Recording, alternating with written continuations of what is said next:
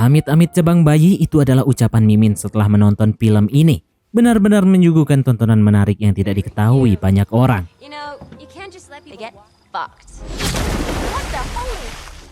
Film ini diawali dengan pemandangan dari daerah terpencil di negara Amerika Serikat, yang mana di tengah-tengah wilayah tersebut terdapat sebuah villa mewah.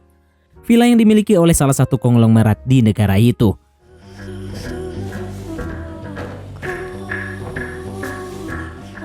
Nah, karena sekarang ini musim liburan, jadinya villa itu pun akan dihuni oleh 3 wanita, di mana si anak pemilik rumah bernama Heather, seorang selebgram bernama Deidre, dan juga seorang pecinta alam bernama Charles.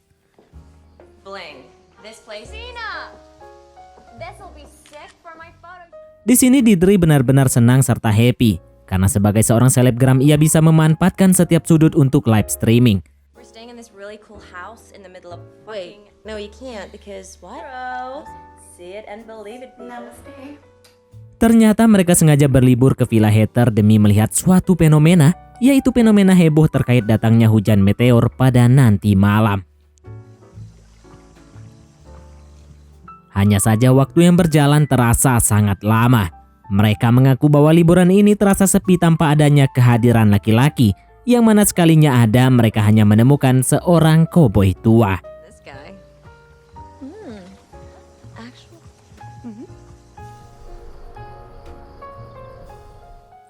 Singkat cerita, hari pun beranjak gelap. Di sini untuk pertama kalinya dalam hidup mereka benar-benar menyaksikan hujan meteor. Fenomena langka yang sudah diperkirakan oleh seluruh peneliti di negeri ini.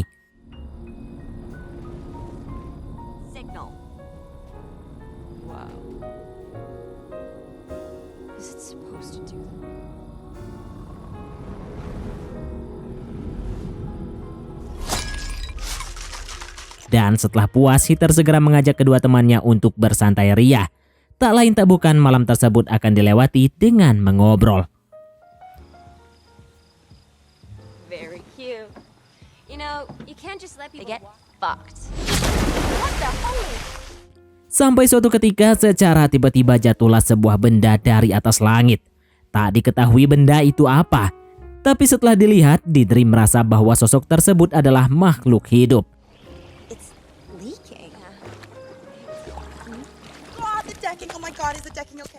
Alhasil secara perlahan namun pasti, makhluk aneh itu pun harus mereka pantau terus-menerus. Dibilang meteor jelas tidak mungkin, dikarenakan teksturnya terlihat begitu lunak seperti kotoran hewan. Anehnya dari ketiga gadis itu, hanya Charles seorang yang terlihat tertarik. Yang mana ia terus menebak bahwa makhluk tersebut adalah seekor armadillo. Tapi setelah dicari-cari tak ada satupun gambar yang sesuai dengan makhluk itu. Bahkan wujudnya sangat berbeda jauh dengan armadillo yang memiliki tekstur sangat keras.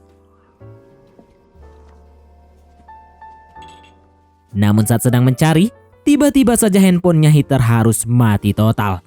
Tapi keanehan itu tidaklah diceritakan oleh Heather yang mana ia segera pergi tidur bersama Deidre.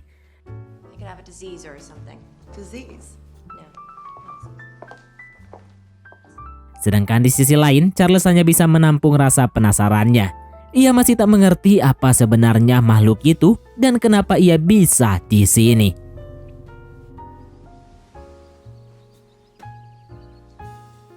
Ketika pagi tiba, Charles bersama Heather sudah tidak sabar untuk bersenang-senang. Namun belum apa-apa, handphonenya Deidre kembali mati secara mendadak. Mau tak mau satu-satunya harapan hanya terdapat di handphonenya Charles. Tapi tetap saja keadaan serupa harus menimpa handphone tersebut.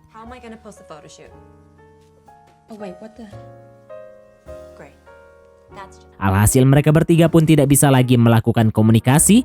Namun aneh entah dari kapan makhluk itu sudah beranjak pergi.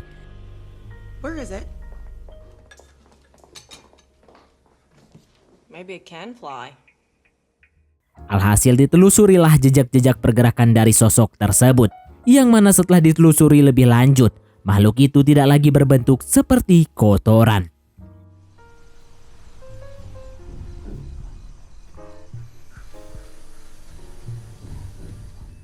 Iya, kalau dilihat-lihat bentuk kaki beserta tangannya sudah mulai kelihatan. Hanya saja ketiga gadis itu dikejutkan dengan kehadiran seorang remaja. That's what you're worried about? Really? God, it's disgusting.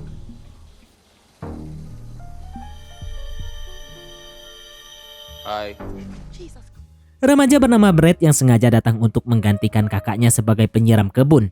Di sini Heather mengkonfirmasikan bahwa ayahnya sempat memberitahu akan ada tukang kebun yang datang. Di mana dengan keberadaan remaja itu, Heather segera meminta ketersediaannya Brad untuk membuang makhluk tersebut. Tapi Brad bukan anak remaja yang baik hati, apalagi makhluk itu benar-benar bau serta memiliki beban yang sangat berat. Jadinya hanya ada satu cara agar Brad bersedia untuk menuruti permintaan itu. Dan dalam posisi tawar-menawar, Brad segera meminta sebuah patukan. Apa boleh buat, Charles pun segera turun tangan yang mana diketahui bahwa Brad sendiri pucil. Ready, Brett. 10 menit kemudian permintaan itu pun telah dilakukan. Tekornya mereka bertiga masih harus merogoh kocek untuk membayar jasa Brad. Akan tetapi posisi menang banyak tidak benar-benar membuat Brad puas. Yang mana setelah ditendang, makhluk itu pun langsung hidup secara tiba-tiba.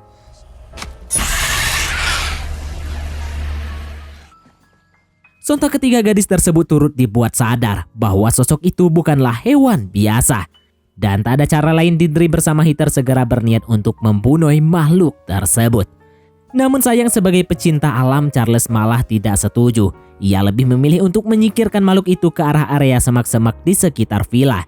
Ya apa boleh buat, Heather bersama Deirdre hanya bisa berusaha untuk menggeser makhluk itu.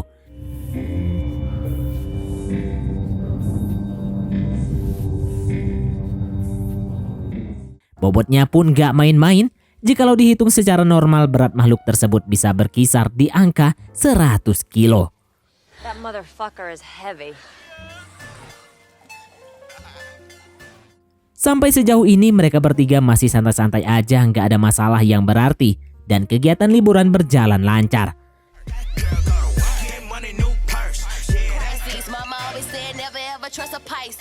Tapi tidak lagi setelah waktu beranjak malam, di mana Charles mulai mendengar suara jeritan dari makhluk itu. Rasa penasaran yang memuncak pun membuat ia menjadi tahu serta membangunkan Heather. Sontak Charles memberitahu bahwa makhluk itu menangis sembari menjerit-jerit. Yang gawatnya tanpa sepengetahuan siapa-siapa, makhluk itu segera dibawa masuk.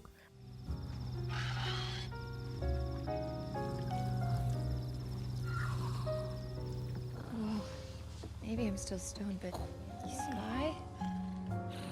Are you hungry? Bahkan Charles rela memberikan sebotol susu kepada makhluk tersebut. Hasilnya saat pagi tiba, Deirdre mulai keheranan dengan keberadaan susunya. Di mana pada posisi itulah Deirdre turut heran kenapa makhluk itu bisa berada di dalam rumah.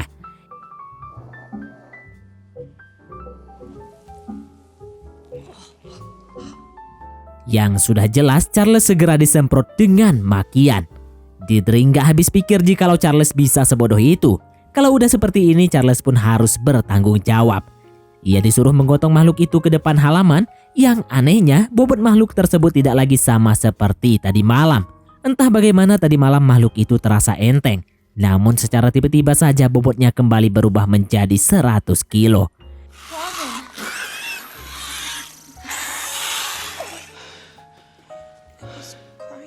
Jadinya solusi lain harus dipikirkan. Yang mana Heather mengaku bahwa di garasi ayahnya terdapat sebuah mobil bagi. Dari situlah mereka pun segera pergi ke kediaman satu-satunya tetangga yang bernama Edna. Sedangkan di sisi lain Deirdre hanya berdiam diri di dalam kamar. Ia tak tahan lagi untuk menahan setiap jeritan dari makhluk tersebut. Sampai-sampai saat itu juga segelas racun tikus langsung disediakan. Hanya saja secara mendadak Deirdre harus hilang fokus. Yang mana makhluk misterius itu terus menatap Deirdre tanpa henti.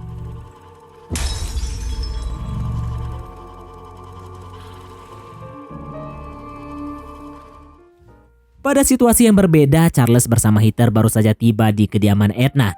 Rumah yang berada di tempat entah berantah serta sangat jauh dari perkotaan.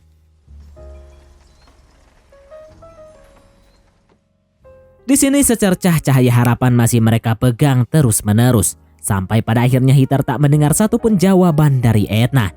Di mana setelah rumah itu dimasuki, tidak ada satupun orang yang terlihat. Kondisi TV hanya menyala dalam kondisi statis, begitupun juga dengan saluran telepon. Tak hanya di situ, mereka turut menemukan catatan aneh mengenai peristiwa hujan meteor. Namun Heather nggak mau peduli lebih dalam. Ia segera mengajak Charles pulang karena tak ada bantuan yang bisa didapatkan. Charles, come on. Ketika tiba, Didri hanya bersantai di kolam renang, di mana hal ini jelas-jelas berbeda dengan Didri yang sebelumnya. Bahkan saat diberitahu tidak ada bantuan, Didri malah menjawab santai sembari tersenyum. Sayangnya Charles bersama Heather sama sekali nggak tahu apa yang sebenarnya terjadi kepada perempuan itu, di mana keanehan lain turut muncul ketika mereka makan. Entah apa yang terjadi, Didri begitu rakus untuk menyantap setiap spaghetti.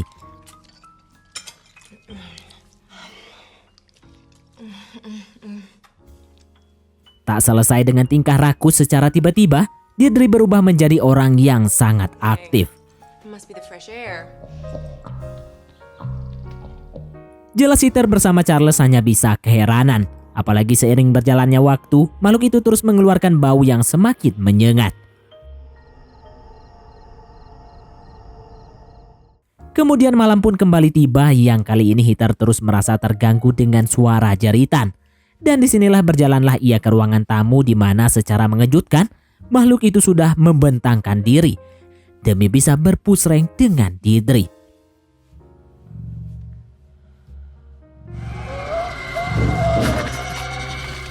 Luar biasanya, makhluk itu turut mempengaruhi Heather untuk bergabung, yang sontak saja Heather langsung bergembira pada malam tersebut. Ketika pagi, Charles keheranan sendiri kenapa makhluk itu tidak lagi terlihat. Di sini Heather bersama Didri menjawab jikalau makhluk tersebut telah mereka pindahkan ke kamar tamu. Alhasil Charles mulai merasa aneh tak karuan, kok bisa ya teman-temannya yang tadi bersikeras menolak malah bertindak seperti ini. Dan kalau udah kayak begitu, nggak ada cara lain bagi Charles selain balik ke rumahnya Edna. Charles pun sebenarnya berusaha untuk mencuri sebuah mobil, tapi dikarenakan kuncinya udah nggak ada, jadinya ia pun harus masuk lagi ke dalam rumah.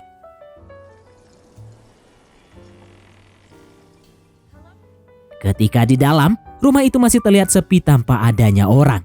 Namun yang membedakan, Charles nggak sengaja membuka sebuah catatan yang berisikan gambar si makhluk aneh.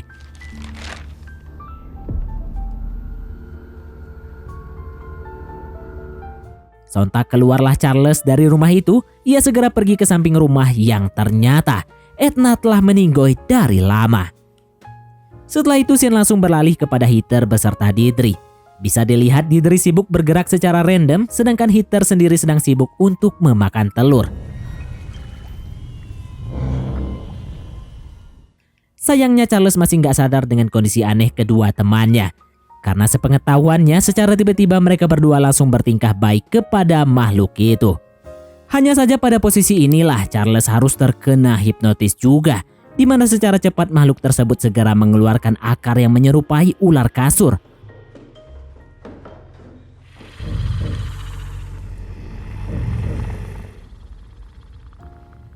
Pada kondisi ini, Charles sebenarnya nyaris dimuantap-muantap. Tapi beruntung ia berhasil sadar serta bergegas pergi dari kamar itu. Dan ketika itu juga, ia langsung berdebat dengan kedua temannya, yang mana tiba-tiba saja Heather mulai histeris setelah melihat perutnya Didri. What the fuck is that? Bahkan perutnya Heather pun turut membesar selayaknya wanita hamidun. Tapi udah jelas, ya mereka berdua harus mengandung anak dari makhluk tersebut. Kondisinya pun benar-benar memprihatinkan, yang mana Charles hanya bisa berusaha untuk balas dendam. Saat itu juga Charles kembali masuk ke dalam kamar, namun sayangnya belum apa-apa kedua temannya malah membela makhluk tersebut. Yang tak lama Charles kembali tersadar dalam kondisi penuh amarah, dan tanpa perlu pikir panjang, makhluk tersebut pun segera ia bunuh. Akan tetapi kedua temannya pun tidak lagi berada di dalam rumah tersebut. Mereka sudah berjalan kaki untuk menebarkan benih kepada manusia lain. Dan kalau udah kayak begini nggak ada pilihan lain bagi Charles selain membunuh kedua temannya.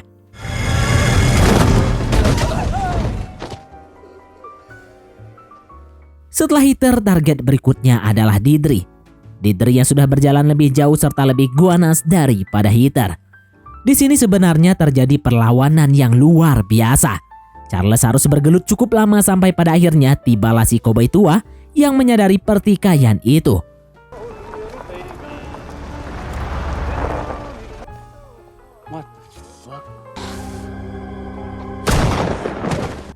Dan sama seperti Deidre yang menemukan koboi tersebut, koboi itu pun langsung bergegas untuk menolong Deidre.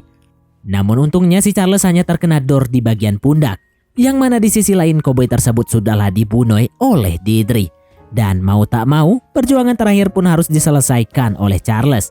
Tanpa adanya belas kasihan, Charles harus menyudahi penderitaan Deidre sebelum ia berubah menjadi alien. Ya, alien yang sengaja datang demi menebar benih serta menjajah umat manusia. Yang mana tepat di akhir film, hujan meteor kembali terlihat dan film pun tamat. Oke, baiklah, mungkin sampai di sini saja teman-teman untuk alur cerita film kita kali ini. Terima kasih buat teman-teman yang telah mengikuti alur cerita film ini sampai selesai. Sekian dari Mimin, sampai jumpa di konten berikutnya.